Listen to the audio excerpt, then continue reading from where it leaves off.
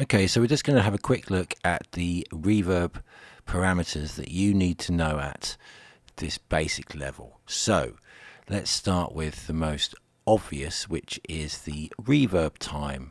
So reverb is a complex set of reflections happening in a room. It gives you the sense of space of a room. You know, you look in, you hear sound in a bathroom, it sounds like a small tiled room. You hear sound in a cathedral, it sounds like a large expansive space.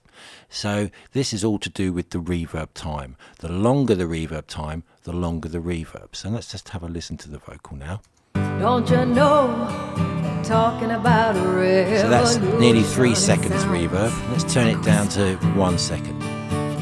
Don't you know, talking about a revolution, it sounds. And let's turn it up to 5 seconds. Don't you know, talking about a revolution, it sounds like a whisper. So there you go, you can hear the difference between the two states there. Now another important parameter that you need to know about is dry and wet and dry level. At the moment you can see the dry level, that is the level without any effect on it, is 0, and the wet level, the affected signal, is on 100%. The reason why this is because we're using a bus to apply the reverb. So the higher this level here is essentially your wet dry level. If I turn this all the way down, don't you know, you can't hear talking any. about Gradually bring it in. Revolution, it sounds like a whisper. Don't you know?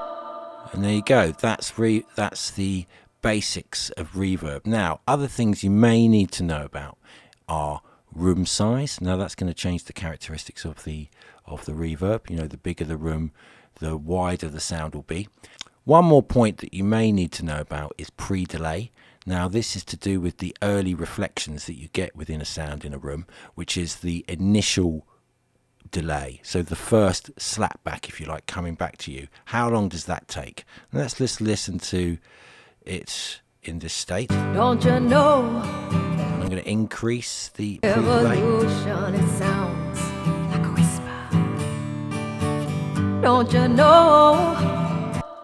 So essentially it's quite useful for giving the vocal some more space before you hear the actual reverb come in.